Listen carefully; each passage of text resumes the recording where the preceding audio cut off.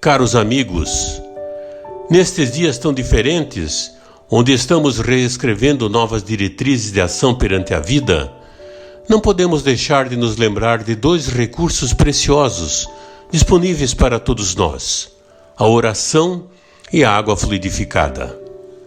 Aproveitemos o ensejo de assistir à palestra pública, que logo entrará no ar, e coloquemos um pouco de água para receber os eflúvios salutares decorrentes da oração e da meditação.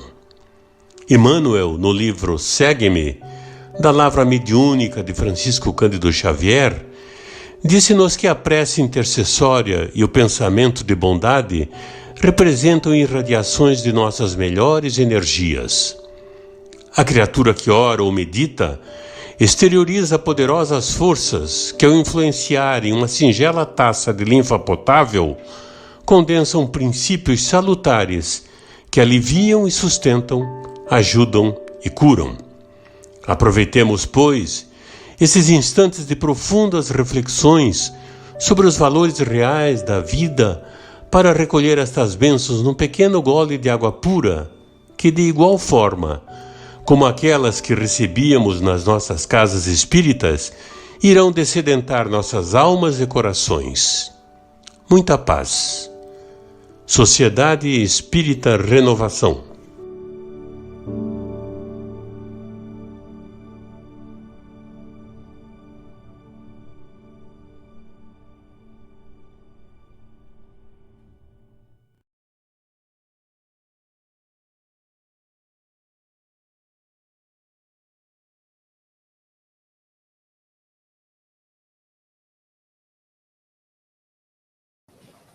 Boa noite, meus amigos da Sociedade Espírita Renovação. É uma grande alegria retornar a esta casa. Já estivemos aí. Era uma palestra, foi no tempo ainda, evidentemente, não tínhamos a pandemia. Me recordo, faz alguns anos, uns 5 anos mais ou menos. Estamos de volta para tratar hoje de um tema bastante, eu diria, oportuno para esses dias que nós vivemos aqui na Terra, em que muitos dos nossos amores se vão, fazem a viagem de retorno à espiritualidade, e a nossa missão hoje, o nosso objetivo, é fazer com que nós nos sintamos consolados, basicamente, essencialmente consolados, quando somos afetados, eu diria, por esse fenômeno que é natural, absolutamente natural.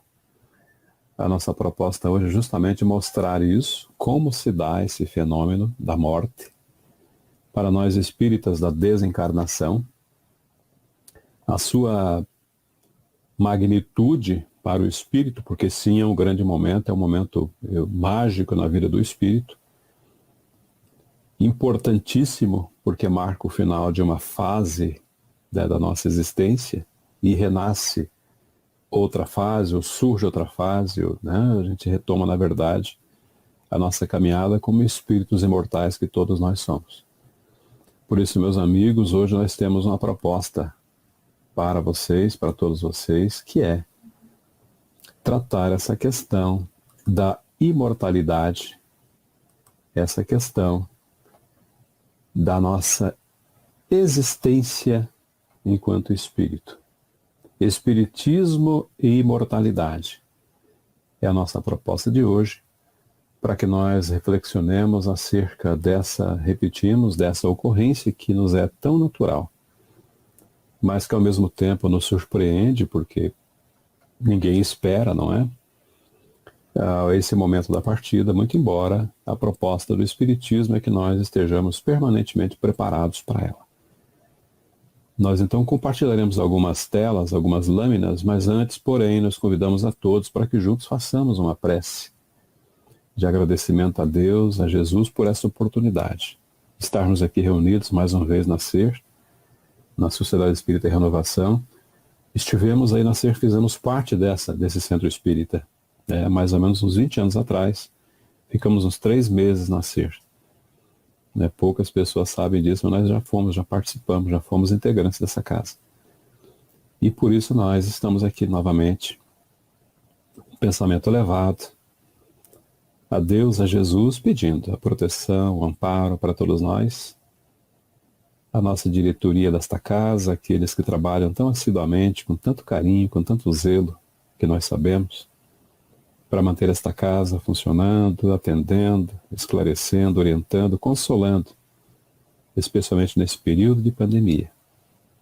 Nós pedimos a Deus, a Jesus, para que nos abençoe a todos, a sua diretoria executiva, seus trabalhadores, seus frequentadores, que por enquanto estão em casa, e é nos seus lares, meus amigos, é lá aonde o Cristo vai fazer a visita nesse instante. Nós sempre pedimos em nossas preces, e pedimos também para que todos vocês sintam a presença de Jesus em forma de saúde e de muita paz. Que Jesus nos abençoe, hoje e em todos os outros dias também das nossas existências. Muito obrigado, Senhor. Pois muito bem, meus amigos. Espiritismo e imortalidade. Quando nós falamos de imortalidade, quando nós lembramos a todos dessa nossa condição de seres imortais, a doutrina espírita tem as respostas, aquelas respostas que nós mais precisamos para que nós compreendamos esse fenômeno, esse processo. Na obra O Céu e o Inferno, na primeira parte, capítulo 2, Temor da Morte, nós nos deparamos já com informações bastante consistentes e convincentes e consoladoras também, né, já que o nosso objetivo hoje é consolar, para que todos nós compreendamos e aceitemos esse fenômeno que é tão natural, né, que nos envolve a todos, do qual ninguém de nós, nenhum vai fugir, ninguém vai conseguir permanecer por aqui. Todos nós faremos um dia a nossa viagem à pátria espiritual, e esse é um fato inquestionável. Pois muito bem, meus amigos, a doutrina espírita transforma essa dúvida, né, essa perspectiva que nós temos quanto ao futuro. Antes de nos tornarmos espíritos, sermos espíritas, não, evidentemente que não todos, mas muitos de nós tínhamos dúvidas a respeito do porvir, não é? O futuro depois. Como vai ser depois? O que vai acontecer depois? A doutrina espírita esclarece, transforma, dá essa certeza da vida imortal, né? E deixa de ser essa hipótese cai por terra. Tudo isso está na obra que nós mencionamos agora há pouco. O que era uma simples hipótese agora não é mais. O que era uma conjectura, uma elucubração, como dizia um colega nosso, já não é mais assim. É uma certeza, é uma realidade. É uma realidade que nós somos imortais, é uma realidade que todos nós passaremos por esse processo. É uma realidade, sobretudo, que nós não morremos. Nós não morremos. Allan Kardec, quando reuniu nas 5 obras básicas e depois na própria Revista Espírita, e depois, um pouco mais tarde, tantos e tantos pesquisadores, né, aqueles ao tempo de Kardec, mais recentemente, outros trabalhadores como médiuns fantásticos, como Chico Xavier, por exemplo, Divaldo Franco, Ivone do Amaral Pereira, e tantos outros, trouxeram várias e várias obras com romances, com instruções, até com algumas revelações, por que não, a respeito do estado das almas depois de ter feito a passagem, depois de ter desencarnado. Allan Kardec usou essa metodologia da observação, da comparação, para chegar aos resultados que chegou, reuniu muitas informações, muitas comunicações, e nós temos a certeza absoluta, hoje, graças ao Espiritismo, que repetimos, uma hipótese, agora não é mais uma hipótese. Agora é uma certeza, nós temos a certeza absoluta de que nós somos aqueles seres que viemos para cá, para a Terra, por um período muito breve, deixamos a nossa morada permanente, né, que é a espiritualidade, e todos nós somos espíritos vivendo uma experiência material, e não o contrário, e sabemos que um dia retornaremos para casa, para o grande lar. Essa é a nossa sina, esse é o nosso objetivo, diríamos que é a coisa mais certa que todos nós passaremos um dia. Não é? Por isso nós temos que encarar a morte sempre com bastante otimismo, por que não? Né? Com essa certeza de que nós somos herdeiros de nossas ações, de nossas atitudes, de nossas conquistas, e que na espiritualidade nós vamos reaver todo esse patrimônio. Isso é muito interessante. Ergueu-se o véu. Quando se trata de revelação, ergue-se o véu. O mundo espiritual aparece-nos então na sua plenitude, ou na plenitude de sua realidade prática. Já não há mais a dúvida. Nós estamos aqui hoje tratando dessa questão, repetimos, porque muitos de nós fomos afetados. Afetados que eu diga, vivemos a experiência muito próxima, né, de parentes próximos, ou não, às vezes até de não tão próximos assim. Mas soubemos, nos foram comunicados, ou nos comunicaram, muitos pediram para que nós fizéssemos as preces, na verdade, intercedêssemos por esses amigos aqui que soubemos que fizeram o retorno à pátria espiritual. E nós fazemos isso com muita alegria, por que não? A missão do espírita, nós veremos isso daqui a pouco também, é esclarecer, orientar com a própria doutrina, consolar, sobretudo consolar, né? Levar, trazer de volta a fé, a esperança, o bom ânimo, onde ele faltou por algum tempo, para que aqueles que ficamos aqui na Terra continuemos dando conta da nossa administração. É para isso que nós estamos aqui. Para que nós vivamos da maneira mais intensa possível a vida aqui na Terra, apesar de todos os pesares. Ainda nessa obra nos encontramos, já que nós falamos que nós temos que dar esse ânimo, eis aí porque nós, os espíritas, encaramos a morte calmamente, ou pelo menos deveria ser assim. E se reveste, ou nos revestimos de serenidade nos últimos momentos que passamos aqui na Terra. Por essa certeza que nós falamos para todos vocês. Já não é só a esperança, é a certeza que já dissemos, que nos traz esse conforto que faz com que nós tenhamos a certeza absoluta de que nós estamos prontos, aptos para reavermos o nosso patrimônio intelectual moral, aquilo que nós construímos durante as nossas existências, né? Não só essa vida, mas todas as outras vidas. A crença na imortalidade, todos nós temos. Todos nós temos. Já nascemos com essa ideia. É inato em nós essa ideia de que nós não somos daqui, que nós estamos de passagem. E isso é uma coisa tão natural que a gente vê, tudo é transitório. Na Terra nada aqui é permanente. Tudo. A própria Terra um dia vai passar. O próprio planeta um dia vai se transformar a ponto de não guardar qualquer semelhança com o que tem hoje. Tudo no mundo se transforma. É da natureza, isso é uma lei. Então essa crença na imortalidade, ela é mais forte, evidentemente, do que a crença no nada. A crença no nada, ela não subsiste. Porque isso está em nós, a nossa condição de seres imortais. Se alguém vier nos dizer que não tem nada depois dessa vida, a gente não vai acreditar. Ninguém vai acreditar. Então, meus amigos, fica aqui já para fazer essa introdução, essa certeza da nossa condição de seres imortais. Um pouco mais adiante, nos encontramos ainda, na mesma obra, que a maior parte das pessoas que creem, né, na imortalidade ainda são presos, ainda tem essa inclinação às coisas materiais. E isso faz parte da sabedoria divina. Faz parte da sabedoria. Nós temos que ter não digo um apego, mas uma ligação sim com as coisas da Terra, quando nós vivemos na Terra, precisamos da Terra. Enquanto estamos aqui encarnados, nós precisamos. Evidentemente que viver daqui no mundo sem sermos do mundo, como sugeriu o próprio Cristo, não é? E por que isso acontece? Esse temor é um efeito da sabedoria de Deus. É uma consequência do instinto de conservação comum a todos nós. Se nós não tivéssemos essa ligação com a Terra, com a escola, é como aqueles nós que vamos para a escola e temos que ficar na escola. Se nós não tivéssemos esse freio, né, como está no texto, como contrapeso à tendência que sem esse freio nos levaria a deixar prematuramente a vida e negligenciar o trabalho terreno.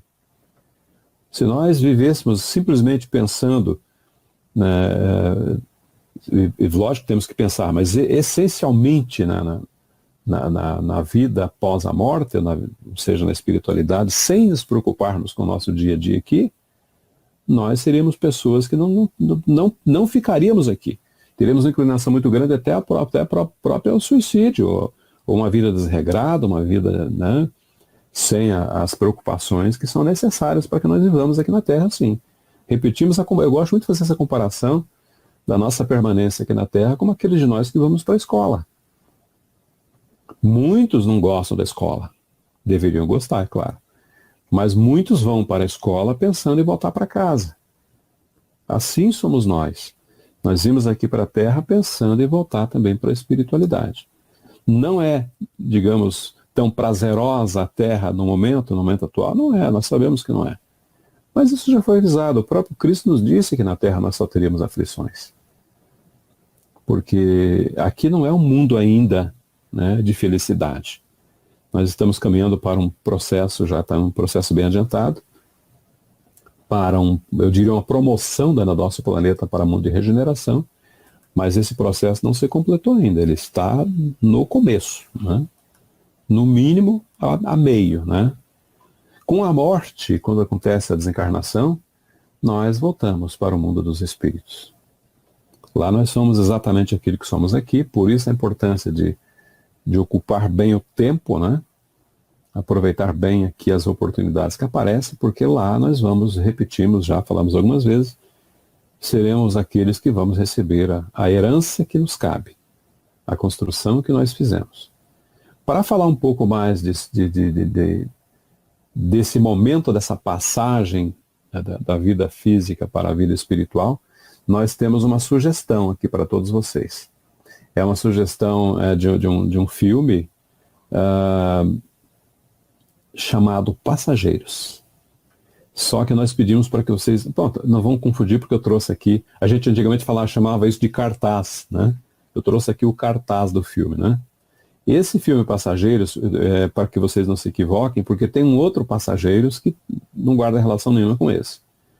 Nós sugerimos esse, a gente vê esses atores mais conhecidos, né? Como a Anne Hathaway, por exemplo, né?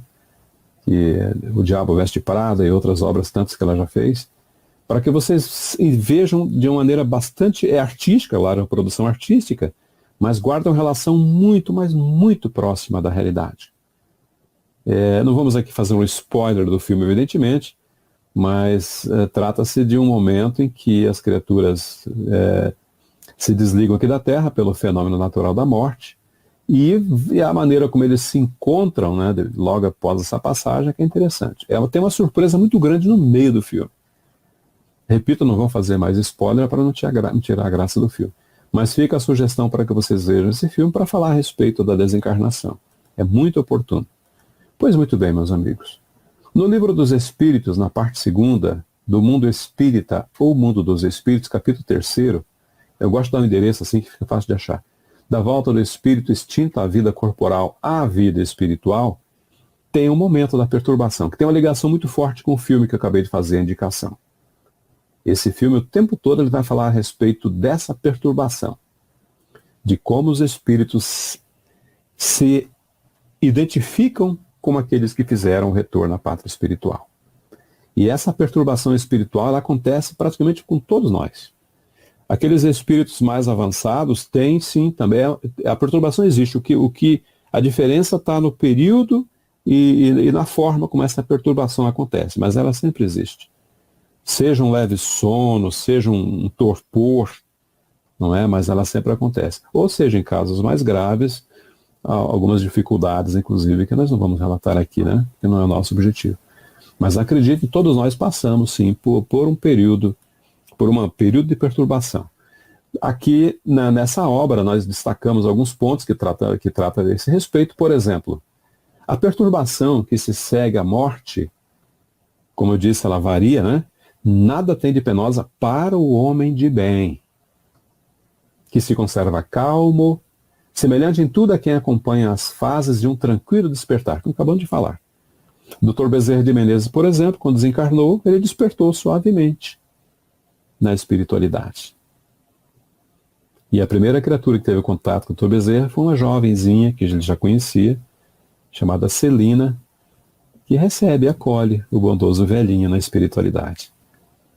Lá no dia 11 de abril de 1900.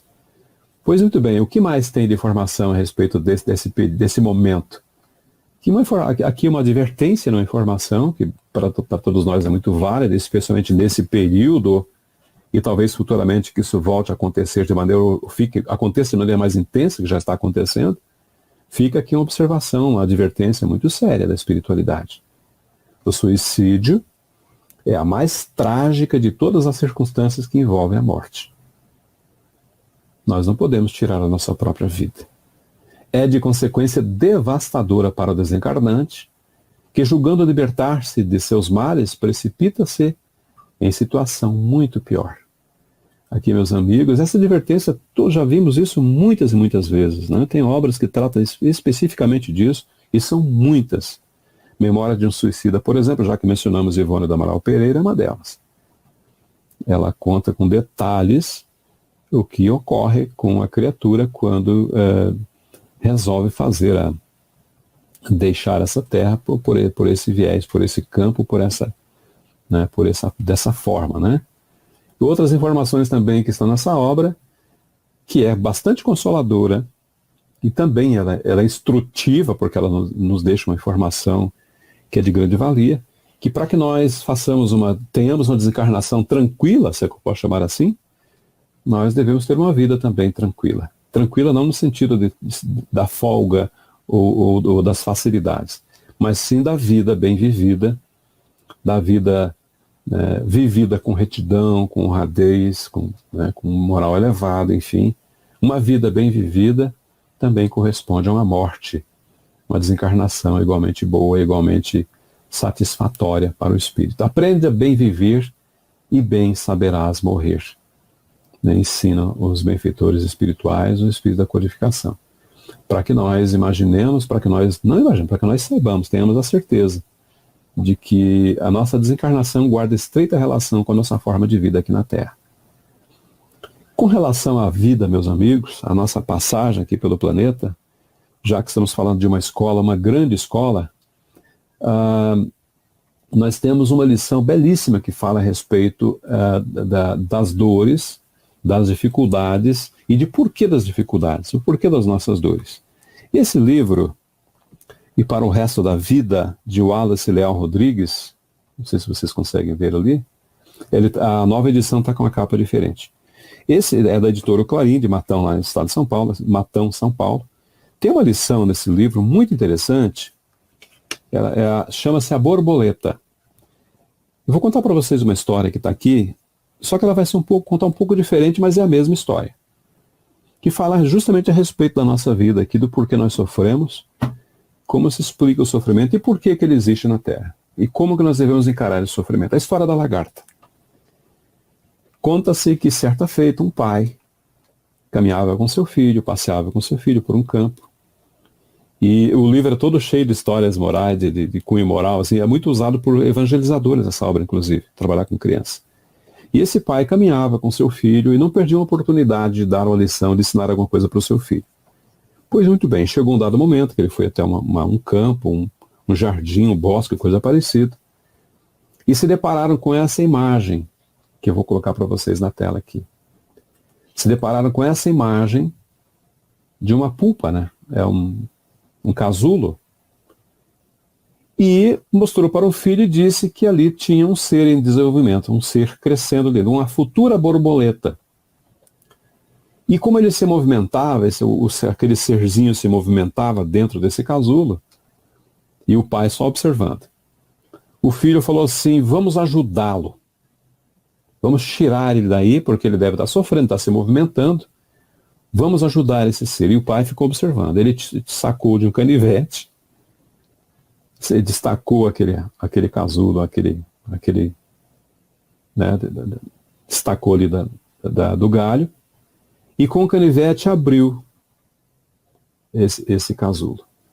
Quando abriu, foi rasgando aquilo com o canivete, aquela borboleta, ainda num processo de formação, saiu do seu envoltório, caiu no chão, toda disforme ainda, com as asas ainda toda travada, né, todas travadas as asas, caminhou um pouco, rastejou um pouco mais, e foi rastejando, rastejando, e de repente o pai e o filho assistiram à morte daquela criaturinha. E o filho ficou impressionado com aquilo, o pai lá morreu. E o pai lhe disse o seguinte: pois é, meu filho, assim é a nossa vida. Nós passamos por um tempo dentro de um casulo, se referindo ao nosso corpo, o espírito dentro do nosso corpo. Esse casulo é disforme ainda, ele não tem forma, ou ele tem uma forma que não é aquela que nós desejamos, no sentido da diferença, da distância que nós temos de uma vida espiritual. Nós passamos por tormentos dentro desse casulo, o pai explicando para o menino. Se nós deixarmos esse casulo precipitadamente, aí vem a questão do suicídio para a qual nós fazemos alerta, nós voltamos para a espiritualidade incompletos. Quando você rompeu esse material que estava cuidando da futura borboleta, na verdade você pensou que ela estava sofrendo, mas ela não estava sofrendo. O movimento que ela fazia dentro desse casulo fazia com que a seiva circulasse pelas suas asas, pelo seu corpo, enfim. E quando chegasse o momento certo, disse o pai, esse material se romperia naturalmente e ele sairia dali fortalecido, forte, voaria, alçaria voo, enfim, ganharia liberdade, ganharia vida. Quando você interrompeu o processo, você fez com que ele tivesse a sua transformação, né, interrompida, e por isso ele acabou morrendo no meio do caminho. Assim somos nós com relação ao nosso corpo. Nós, com relação ao espírito e ao nosso corpo, evidentemente. Nós somos aqueles que estamos dentro desse corpo, sofrendo as angústias, muitas vezes, dependendo... Existe aqueles de nós que temos circunstâncias dolorosas aqui na matéria, mas tudo faz parte de um processo de transformação e de crescimento. Porque quando nós deixarmos esse corpo, nós estaremos libertos, livres, porque o período que nós passamos junto dele foi um período de grandes e profundos aprendizados, ou de grande instrução, de grandes ensinamentos. Vejam, por exemplo, o que diz esse texto. A sorte da lagarta é que ela sabe, daquelas que completam o seu ciclo, que não vem alguém, né, para interromper. A sorte da lagarta é que ela sabe que é assim. Por isso, junta forças para se tornar melhor, envolve-se em um casulo quente, apertado, feio e solitário. Mas é ali, exatamente ali, que ela se modifica. A comparação é belíssima, né, meus amigos? É exatamente no trânsito da vida, nesse carro que nós ocupamos agora, que nós vamos fazer o nosso processo de crescimento. É aqui que nós vamos aprender, é aqui que nós vamos nos desenvolver, é aqui que nós vamos nos preparar para retornar à pátria espiritual. Eu digo isso porque a próxima lâmina mostra bem isso, para que vocês tenham uma ideia de o porquê que nós passamos por todo esse período, essa grande fase de preparação para o retorno à espiritualidade.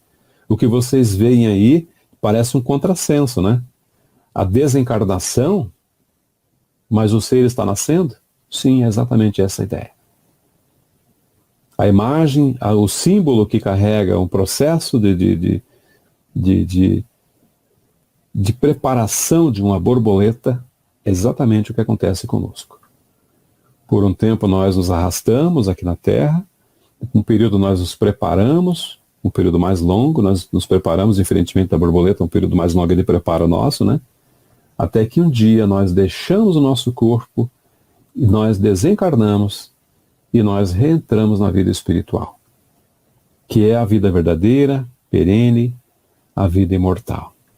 Todos nós estamos aqui na Terra exatamente para isso, para passar por esse processo de transformação. Por isso, quando nós, no comecinho da nossa exposição, falamos que aqueles que fizeram o retorno à pátria espiritual estão assim agora, livres. De acordo, evidentemente, também já mostramos, com a forma como viveram, como encararam a vida, como aproveitaram as oportunidades. Essas pessoas todas estão na condição dessas borboletas, livres. E todos nós estaremos nessa condição um dia. Na condição também de seres livres, de seres libertos da matéria, senhores de nós mesmos, resgatando todo o nosso patrimônio, repetimos, intelectual e moral. Isso é maravilhoso. Para comprovar bem isso, nós temos para vocês agora uma história, é uma história que isso é uma verdade, isso é acontecido, que eu me permito fazer uma leitura para que vocês vejam que maravilha o que está na obra Lindos Casos de Chico Xavier, que é uma obra que nós também recomendamos para aqueles que se interessam por causos e casos dessa natureza. Tem muitas histórias interessantes, e uma delas diz assim: os mortos estão de pé. Gastão Penalva. Os nomes que eu vou mencionar aqui são nomes da velha guarda espírita do Brasil. Tem vários nomes, gosto muito de ver esses nomes, vocês verão mais alguns daqui a pouco também. A mensagem final também traz um nome bastante, muito antigo, pouquíssimo conhecido, mas é um nome, um daqueles da velha guarda espírita do Brasil. Mas aqui também vocês verão alguns nomes dessa velha guarda. Olha que interessante. Gastão Penalva é um deles. Escritor de raça, pseudônimo de conhecido e estimado oficial da nossa Marinha de Guerra, há pouco desencarnado, pelo Jornal do Brasil, do dia 4 de outubro de 1939, escreveu com o título A Humberto de Campos, eles eram muito amigos, Onde Estiver. Escreveu uma bela página para Humberto de Campos, que houvera desencarnado recentemente, em que, exteriorizando seu estado de alma de homem bom e incompreendido, reviveu para o grande colega de arte, agora na espiritualidade, o programa doentio na Terra. Ele fez uma série de relatos falando de dificuldade aqui na Terra. Terminou a carta, homenagem a Humberto de Campos, pedindo-lhe desculpas por lhe haver perturbado o sono, e deu-lhe um saudoso até logo. Pois bem, no dia 6 do mesmo mês e ano, foi dia 4 de outubro de 39, no dia 6, 2 dias depois, o Chico Xavier, que nada leu e nada sabia, recebeu a resposta do espírito Humberto de Campos para o seu querido amigo Gastão Penalva. Trata-se de uma página linda, toda ela, em que, identificando-se pelo estilo e pela cultura variada e segura, o mágico escritor lá do estado do Maranhão justifica a doença da terra e lhe oferece o remédio curador e salvador que nos veio há 2000 anos pelas mãos santas de Jesus, o Evangelho de Jesus. É uma página magistral, como somente ele, Humberto, sabia e sabe escrever. Chico, então, enviou essa carta a Febe, a outro nome, por intermédio de Manuel Quintão, que lhe tirou uma cópia e fez chegar o original às mãos do destinatário. E Penalva recebeu essa carta, então, essa mensagem, Humberto de Campos. Gastão Penalva, segundo se soube, surpreendeu-se ao recebê-la, e quando a leu toda, chorou de alegria e de consolação. Tanto mais por identificar seu querido colega morto, e ganharia a certeza de que a imortalidade é um fato. As duas cartas literárias constam do magnífico livro Novas Mensagens, editado pela Febe. Gastão Penalva, mais tarde, espalhou a notícia, que tinha recebido a mensagem e tal. E particularmente contou o caso com minudências a seu colega João Luso. Era um amigo dele de trabalho, mas era descrente das verdades espíritas, que logo depois de ouvir, disse assim para Penalva: isso é um sonho, não acredito que os mortos vivam, disse João Luso a Gastão Penalva. Bem, um dia você terá uma prova, disse Penalva para João Luso. Espere e você vai ver. Passou-se o tempo. Ambos ficaram doentes, Gastão e João Luso. E Gastão, sem que o João Luso soubesse, desencarnou. Logo que melhorou e pôde sair, João Luso foi ao Jornal do Brasil, onde ele era colaborador, para pôr em dia os seus escritos. À entrada, quando ele estava chegando no jornal, vem-lhe ao encontro alguém, o abraça, aperta as mãos. E João Luso despede-se do amigo, apreensivo, por verificar que ele estava pálido com as mãos geladas. Entrou na redação e falando assim: imaginem, acabo de abraçar o querido Gastão Penalva, que não via há muito, mas verifico que ele está muito doente, pálido, de mãos frias. O pessoal da redação se entreolha, um olha para o outro admirado, e um deles tem coragem e diz assim: não é possível, João Luso, pois ele morreu há 15 dias. Há 15 dias? Então é verdade, diz Penalva. Desculpe, diz João Luso, os mortos estão mesmo de pé, Prometeu-me o Gastão a prova e veio cumprir sua palavra. Graças a Deus, ele diz, abaixou a cabeça. A saudade veio, as lágrimas desceram. Hoje os dois estão na espiritualidade evidente e João Luso finalmente teve a comprovação de que a morte não existe, não é? Porque o próprio amigo voltou da espiritualidade para, como ele era prometido, para comprovar que a morte não existe, que todos nós somos seres imortais. Essa é uma lição bem rápida para que nós, só para deixar isso de maneira bastante clara para todos nós, que realmente nós somos seres imortais e que nós podemos e temos muitas comprovações, as obras espíritas estão aí para comprovar bem isso. Allan Kardec fez esse esforço todo para trazer para nós, aliás, a imortalidade da alma é um dos fundamentos, um dos princípios da doutrina espírita, junto com a comunicabilidade, a imortalidade da alma, a existência de Deus e tudo que nós já conhecemos. Pois muito bem, meus amigos, para que nós nos encaminhemos já para o nosso encerramento, nós sempre trazemos uma mensagem final, né? A gente prepara um slide ou coisa parecida, mas hoje nós não trouxemos um slide. Nós trouxemos outra mensagem de mais um espírito, desta feita de uma obra magistral, né? A primeira obra, na verdade, psicografada pelo nosso Francisco Cândido Xavier, que é um poema, é um soneto, na verdade. É um soneto de um espírito chamado Lucindo Filho. Lucindo Filho tem quero que vocês me vejam aqui para que a gente faça uma breve biografia. Ele nasceu em Minas Gerais, no estado de Minas Gerais, no dia 16 de agosto de 1847. Essa mensagem está em Parnaso de Além-Túmulo, evidentemente tinha que ser bem antiga a mensagem, a vida desse espírito. E faleceu em Vassouras, no estado do Rio de Janeiro, em 1896. Repito, nasceu em Minas Gerais, 1847. Ele desencarnou no Rio de Janeiro em 1896. Ele era médico, jornalista, compositor e musicista e tradutor renomado.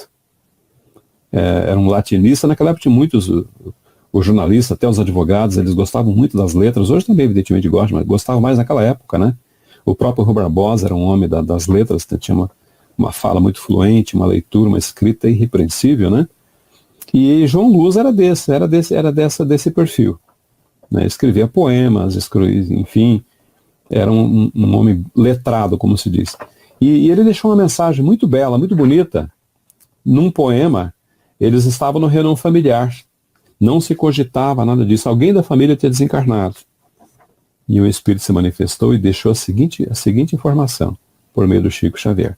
Sem sombras, já que estamos falando de vida após a vida, Lucindo Filho deixa o seguinte soneto. Junto ao sepulcro, onde a saudade chora e onde o sonho das lágrimas termina, abre-se a porta da mansão divina, entalhada em reflexos de aurora. Não mais à noite, vive em tudo agora a beleza profunda e peregrina, envolvida em luz esmeraldina da esperança que vibra e esplendora. Sem as sombras das lutas desumanas, a alma vitoriosa entoa hosanas, ébria de paz e de imortalidade. Não lamenteis quem parta ao fim do dia, que a sepultura em cinza escura e fria é a nova porta para a eternidade. E assinou a mensagem Lucindo Filho, para que nós tenhamos a certeza, meus amigos e minhas amigas, dessa bênção que é. Joana de Ângeles fala muito sobre isso. A bênção é uma bênção, sim, o retorno à pátria espiritual. Porque nós saímos de um vale de lágrimas, não é? Saímos de um hospital, saímos muitas vezes de uma grande penitenciária para alçar voo livres, como todos nós, nosso destino, ao destino de todos nós, agora libertos pelo fenômeno naturalíssimo da reencarnação, onde o espírito, repetimos mais uma vez, para que isso fique bem fixado, nós recobramos todo o nosso patrimônio intelectual e moral, junto dos nossos amores, aqueles que fizeram a passagem antes de nós, não é? E para que nós retomemos a nossa caminhada como espíritos imortais que somos. Fica aqui essa mensagem de hoje, meus amigos, para que nós pensemos e meditemos a respeito nós deixaremos no final dessa exposição, vamos editar depois essa gravação para que vocês saibam direitinho de onde nós colhemos as mensagens, as informações, os trechos das obras da codificação para nossa edificação. Nós agradecemos imensamente o convite que nos foi feito pela Sociedade Espírita e Renovação. Repetimos, já estivemos aí, e é com muita alegria que nós retornamos a ser para trazer a mensagem da noite. Nós pedimos a Deus mais uma vez em oração para que Ele nos abençoe e para que Jesus nos envolva na sua paz. Para que todos nós, aqueles que sabemos, que conhecemos, pessoas que passam pelas dificuldades oriundas decorrentes dessa grande pandemia, que nós sejamos capazes de levar a eles o consolo, a esperança, a fé, a certeza da mão amiga, do abraço de Jesus para todos nós, nos fortalecendo, nos amparando e nos dando a condição que nós necessitamos para o enfrentamento das nossas dificuldades diárias. Que Jesus nos abençoe e que todos nós, meus amigos, como nós sempre pedimos e repetimos, sintamos a Tua presença, Senhor, aqui em nossos lares em forma de saúde e em forma de muita paz. Muito obrigado, meus amigos da Sociedade Espírita e Renovação, muita paz e que Jesus nos abençoe.